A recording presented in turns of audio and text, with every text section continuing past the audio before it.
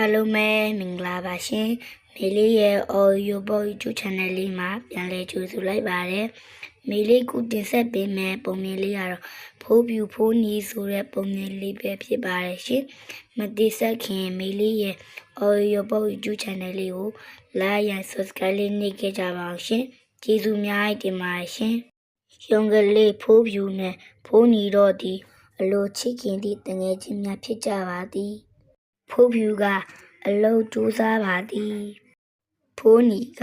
အပြင်းကြီးသည်ဝါပြင်းလိုက်တာသူတို့တငယ်ချင်းနှစ်ယောက်သည်မော်လာဦးအလွန်ကြိုက်ပါသည်တနေ့တွင်ဦးဝဲဝင်ကသူတို့နှစ်ဦးကိုမော်လာဦးစီများပေးလာပါသည်ဖိုးနီကဒီမျိုးစေ့တွေဘာလို့ရမှာလဲကွာငါတို့အိမ်နောက်ဘေးမှာစိုက်ကြမယ်လေဖိုးနီရဲ့မော်လာဦးပုံကြီးဆိုလူတွေစိုက်ထားတဲ့ရာခင်းထဲမှာပေါ့ဟာပင်ပန်းဒုက္ခခံပြီးစိတ်မနေနိုင်ပါဘူးသူမပစ္စည်းကိုတာအနေရရှိတယ်ကွာကိုချန်တဲ့စိုက်ထားတော့ရာခဏအတွက်မပူရဘူးအနေရလည်းမရှိဘူးဒီပဲစိုက်ငါတော့မစိုက်တော့ဘူးမျိုးစေ့တွေနှုတ်ပြလိုက်မယ်ဟာလူမပြပါနဲ့မဆိုင်မေပေးရော့ရုံလေးဖိုးဖြူသည်သူ့အိမ်နောက်ဘက်မြေကွက်လက်တွင်မြောင်းမြန်လှုပ်ပါသည်မြေဩဇာထဲပါသည်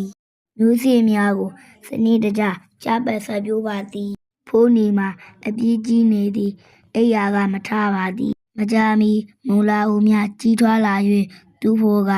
အိမ်တို့တည်လာခဲ့ပါသည်ဖိုးနီကအပင်ပန်းခံလို့လူတွေစိုက်ကင်းတဲ့ပေါ်နေပြီ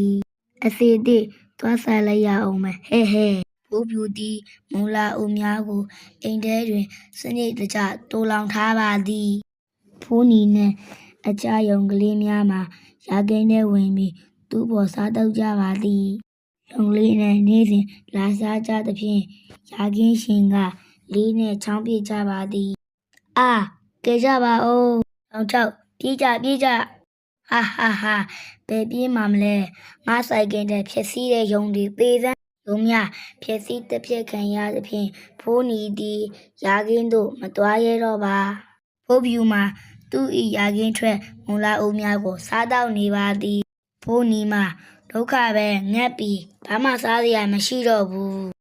ဖိုးနီအစာရေစားပြက်နဲ့ပိန်ချုံကအိယာတဲ့လဲနေတော့သည်တငယ်ကြီးဖိုးနီနေမကောင်းဘူးတဲ့မူလာဥတွေယူပြီးလာကျွေးမှခိုးဝဲစားတော့ရတာအနေရများတယ်ကိုစိတ်ထားတော့အချိန်မရွေးစားနိုင်တာမို့ဖိုးနီရဟုတ်တယ်ကွာငါအပြင်းကြီးလို့ပါနောက်တကမင်းနဲ့အတူစိုက်ပြိုးစားတော့ပါမယ်ကွာ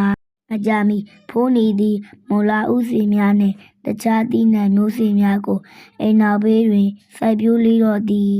ပုံမြင်လေးရတော့ဒါပါပဲရှင်ကြည့်ရှုခြင်းတော့မေလေးရဲ့ audio book YouTube channel လေးကို like and subscribe လေးနှိပ်ကြပါအောင်ရှင်ကျေးဇူးများတင်ပါတယ်ရှင်ခုတင်ဆက်ပေးတဲ့ပုံမြင်လေးကတော့ဖိုးပြူနဲ့ဖိုးနီဆိုတဲ့ပုံမြင်လေးပဲဖြစ်ပါတယ်ရှင်